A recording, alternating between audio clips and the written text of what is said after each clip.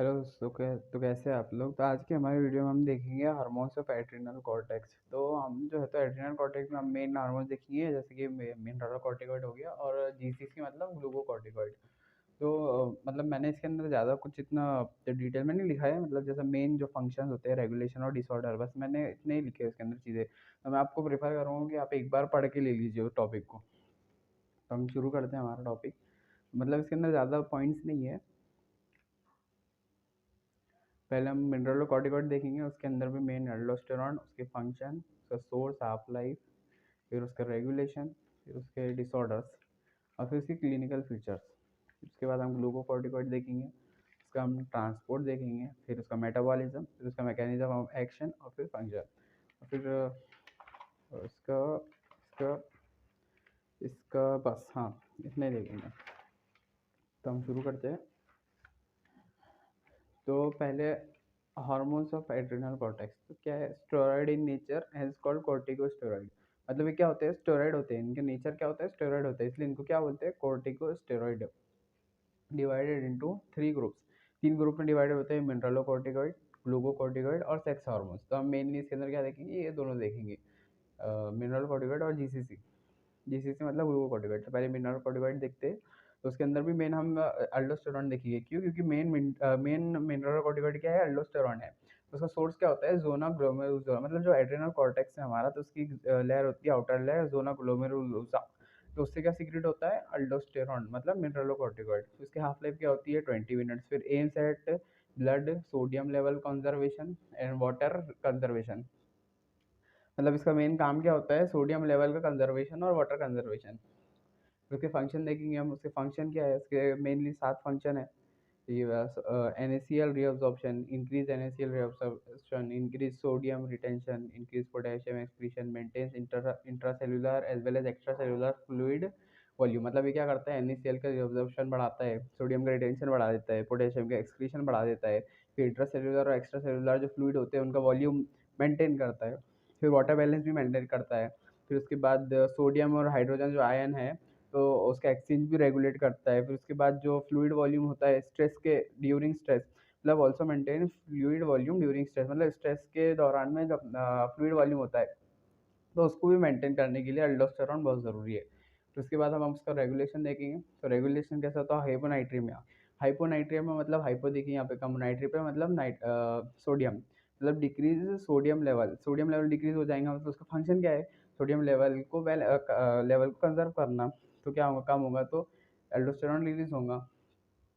फिर हाइपोवॉल्यूमिया मतलब जो प्लाज्मा वॉल्यूम है उसका कम हो जाना। फिर उसका एसीटीएच मतलब एड्रेनोकोर्टिकोट्रोपिक हार्मोन। तो इससे क्या होता है, ये रेगुलेट करता है एल्डोस्टेरॉन मतलब एड्रेनोकॉर्टेक्स हार्मोन का रिलीज। फिर stress anxiety ACTH release secretion of aldosterone. यहाँ मतलब यहाँ पर देखिए, यहाँ पर एक फ्लो फ्लो डायग्राम बनाइए। स्ट्रेस और एंजाइटी होती है जब भी कोई भी पर्सन को, सब्जेक्ट को, तो उससे क्या होता है, एसीटीएच रिलीज होता है, जिससे क्या होता है, सिक्रीशन ऑफ अल्डोस्टेरॉन मतलब अल्डोस्टेरॉन सिक्रीट होता है। फिर नेगेटिव फीडबैक मैकेनिज्म, मतलब समझ लीजिए नाइट्रोजन लेवल डिक्रीज हुआ तो अल्डोस्टेरॉन रिलीज होगा, एसीटीएच रिलीज होगा, जिससे क्या होगा, अल्डोस्टेरॉन रिलीज होगा। फिर जैसे ही वापस सोडियम लेवल नॉर्मल हो जाएगा, तो वापस एल्डोस्टेरॉन जो है तो इनहिबिट हो जाएगा। तो इसे कहते हैं नेगेटिव फीडबैक मैकेनिज्म। उसके डिसऑर्डर्स देखेंगे हम। हाइपर अल्डोस्टेरोनिज्म। हाइपर अल्डोस्टेरोनिज्म मतलब हाइपर मतलब बढ़ जाना, अल्डोस्टेरोनिज्म मतलब अल्डोस्टेरॉन क्या है, एक्सेसिव सिक्रीशन ऑफ अल्डोस्टेरॉन। फिर उसका कॉज क्या होता है, मतलब किस वजह से होता है hyper aldosteronism. Cause tumour of zona glomerulosa. मतलब जोना ग्लोमेरुलोसा जो है, तो उससे अल्डोस्टेरॉन सिक्रीट होता है ना, तो उसका ट्यूमर होगा तो क्या हो जाएगा, अल्डोस्टेरॉन एक्सेसिव सिक्रीट होगा। एक्सेसिव एसीटीएस सिक्रीशन मतलब मेन जो अपना हार्मोन है एसीटीएस, वही एक्सेसिव सिक्रीट हो रहा है, तो उससे क्या होगा, एक्सेसिव स्टिमुलेशन हो जाएगा, जिसकी वजह से एक्सेसिव अल्डोस्टेरॉन सिक्रीट होगा। तो इसके क्लिनिकल फीचर क्या होता है हाइपर अल्डोस्टेरोनिज्म के, तो आप मतलब से कॉमन सेंस लगाइए कि वो उसके फंक्शन के ऊपर से कॉमन सेंस लगाइए। क्या होगा, एक्सेसिव सोडियम रिटेंशन। यहाँ पे क्या कर रहा था, नॉर्मल सोडियम रिटेंशन कर रहा था, तो अब क्या करेगा, एक्सेसिव सोडियम रिटेंशन करेगा।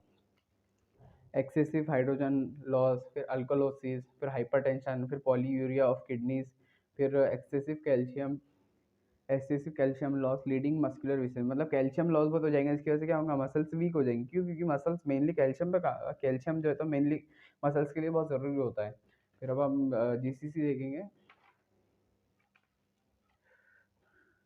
जीसीसी में जैसा कि मिनरल कॉर्टिकॉइड में अल्डोस्टेरॉन मेन था, वैसा जो कॉर्टिसोल होता है तो मेन ग्लूकोकॉर्टिकॉइड होता है। मैंने यहाँ पे लिखा है कॉर्टिसोल मेन, कॉर्टिकोस्टेरॉन और कॉर्टिसोल, मतलब ये तीन हार्मोन जो है तो ये सीक्रेट करता है कौन, अपना जीसीसी, कॉर्टिसोल, कॉर्टिकोस्टेरॉन और कॉर्टिसोल। तो इसका सोर्स क्या है, जोना फैसिकुलेटा। अब तीन लेयर्स होती है एड्रेनल कॉर्टेक्स में, जोना ग्लोमेरुलसा, जोना फैसिकुलेटा और जोना रेटिकुलरिस। तो रेटिकुलरिस से जो है तो अपना सेक्स हार्मोन रिलीज होते हैं, और जो मिडल लेयर होती है फैसिकुलेटा, तो वहाँ से क्या रिलीज होता है, ग्लूकोकॉर्टिकॉइड। उसकी हाफ लाइफ क्या है, 70 to 90 minutes. Affect metabolism, immune system, cellular defence of body. मतलब क्या करता है, मेटाबॉलिज्म, इम्यून सिस्टम और सेल्यूलर डिफेंस ऑफ बॉडी को क्या करता है, इफेक्ट करता है, मतलब मेंटेन करता है। उसका ट्रांसपोर्ट, मतलब ट्रांसपोर्ट किस चीज़ से होता है, मतलब जो ग्लूकोकॉर्टिकॉइड होता है ना, तो वो बाउंड फॉर्म में ट्रांसपोर्ट होता है कभी भी, मतलब ऐसा सिंगल फ्री फॉर्म में बहुत ही कम, बहुत रेयरली फ्री फॉर्म में ट्रांसपोर्ट होता है। और वो बाउंड फॉर्म में किसके साथ ट्रांसपोर्ट होता है, कोर्टिकोस्टेरॉइड बाइंडिंग प्रोटीन और ट्रांसफेरिन, मतलब ये जो दो चीज़ें हैं इनमें से किसी भी एक के साथ बाउंड बाउंड फॉर्म में ट्रांसपोर्ट होता है। किसके अंदर, प्रोड्यूस्ड इन लिवर, मतलब ये जो दो है वो कहाँ पे प्रोड्यूस हो रहे हैं, लिवर में। बाय एस्ट्रोजन ऑल्सो एसीटीएस, मतलब लिवर में एसीटी एफ एस कहाँ है, ईस्ट्रोजन और एसीटीएस के जरिए से क्या प्रोड्यूस हो रहा है, ये ट्रांसफेरिन। फिर यहाँ हमने देखा very less free GCC is found, मतलब जैसा बाउंड फॉर्म में रहता है ज़्यादातर। Cortisol highest in morning, lowest in night, मतलब क्या होता है, सुबह के टाइम पे बहुत ज़्यादा होता है और शाम में क्या होता है, बहुत कम होता है। फिर मेटाबॉलिज्म, इसका मेटाबॉलिज्म क्या है, after after action converted into metabolite and excreted through kidney, मतलब जब उसका फंक्शन हो जाता है तो वो मेटाबोलाइट में कन्वर्ट हो जाता है और उसके बाद किडनी से एक्सक्रीट हो जाता है। फिर इसका मैकेनिज्म ऑफ एक्शन देखेंगे। अब मैकेनिज्म ऑफ एक्शन में आपको 5 पॉइंट दिए मैंने यहाँ पे। तो जीसीसी क्या करता है, कोलेस्ट्रॉल से डिराइव्ड है, तो अब जब that's why they can pass lipid bilayer, मतलब सेल की लिपिड बाइलेयर होती है वो कोलेस्ट्रॉल से बने हुआ है, तो इसलिए वो इजीली जो है तो लिपिड बाइलेयर से सेल की पास हो जाता है। उनके उसके जो सेल्स होते हैं जीसी के, तो वो इंट्रासेल्युलर होते हैं। The receptors are present intracellularly. When they bind with it, structure of receptor gets changed, exposing its DNA, मतलब जब वो बाइंड होते हैं रिसेप्टर से तो उसका स्ट्रक्चर जो हो जाता है रिसेप्टर को चेंज हो जाता है, और वो क्या करता है, डीएनए एक्सपोज कर लेता है। डीएनए एक्सपोज हो गया तो फिर क्या होगा, ट्रांसक्रिप्शन होगा। ट्रांसक्रिप्शन होगा तो फिर क्या बनेगा, एमआरएनए बनेगा। एमआरएनए कहाँ बनता है, साइटोप्लाज्म में। फिर it takes about 60 minute for complete activity, मतलब टोटल जो है तो उसको 1 आवर लगता है पूरी एक्टिविटी कंप्लीट होने के लिए। फिर उसके बाद अब फंक्शन देखेंगे उसके हम। तो जिस चीज़ के फंक्शन थोड़े बड़े हैं तो आपको याद रखने में थोड़ा हार्ड जाएगा। तो पहले उसके मेटाबॉलिज्म में फंक्शन देखेंगे। Carbohydrate, excess cortisol reduce insulin sensitivity, मतलब एक्सेस कोर्टिसोल क्या करता है, इंसुलिन की सेंसिटिविटी रिड्यूस कर देता है। तो उससे नेसेसरी फॉर ग्लूकागॉन ऑक्सीडेशन, जाहिर सी बात है इंसुलिन का अपोजिट क्या है, ग्लूकागॉन। तो इंसुलिन की सेंसिटिविटी डिक्रीज कर दे रहा है तो ग्लूकागॉन के वास्ते क्या होगा, नेसेसरी होगा। डिजीज बीएसएल, जाहिर सी बात है, अब इंसुलिन बीएसएल कम करता है तो ये क्या करेगा, बीएसएल को बढ़ाएगा। Produces glycemia through GNG, GNG के जरिए से ग्लाइसीमिया प्रोड्यूस करता है। Reduces glycolysis of peripheral tissue, मतलब पेरिफेरल टिश्यू का क्या करता है, ग्लाइकोलिसिस कम कर देता है। फिर प्रोटीन, प्रोटीन मेटाबॉलिज्म पे क्या है, GCC increases protein breakdown, protein का कैटाबॉलिज्म और ब्रेकडाउन ब्रेकडाउन भी बोल सकते हो, बढ़ा देता है। Muscle wasting, osteoporosis, dissolution of lymphoid tissue, excessive excretion of N2 creatine in urea.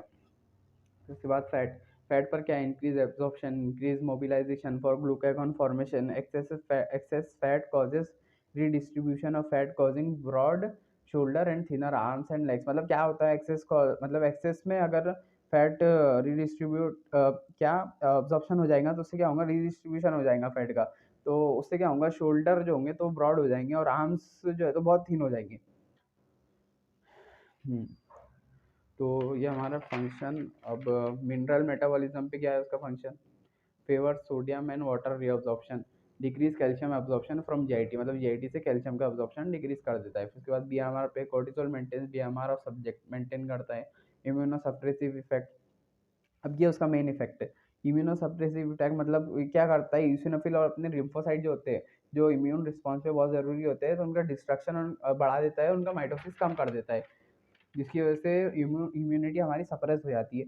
Effect on nervous system, nervous system पे क्या है, affect mood and behaviour of a person, later depression and साइकोसिस अकर्स। फिर sexual function, sex differentiation of foetus, development of sex organ, sex function क्या है उसका, differentiation करता है फ्यूटस का, सेक्स का, और सेक्स ऑर्गन का डेवलपमेंट भी करता है। तो ये हमारा हार्मोन्स ऑफ एड्रिनल कॉर्टेक्स के फंक्शन हो गए, फंक्शन रेगुलेशन। आप डिटेल में और पढ़िए इसे बुक के अंदर, मैंने जो मेन पॉइंट्स है मतलब एकदम एकदम मेन पॉइंट्स वही आपको बताया है इसके अंदर। तो मैं चाहूँगा कि आप इसको और बुक के अंदर डिटेल में पढ़े थोड़ा। आप स्क्रीनशॉट ले सकते हैं इसकी वीडियो रुकाकर। ये हमारा मिनरलोकॉर्टिकॉइड हो गया।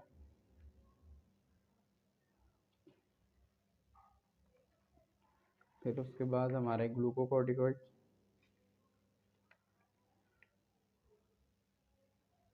ग्लूकोकॉर्टिकॉइड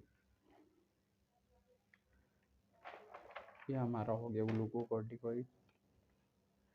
तो यहाँ पर एड्रिनल कॉर्टेक्स ख़त्म होता है। तो अब अगले वीडियो में मैं थायराइड ग्लैंड का बताऊंगा आपको।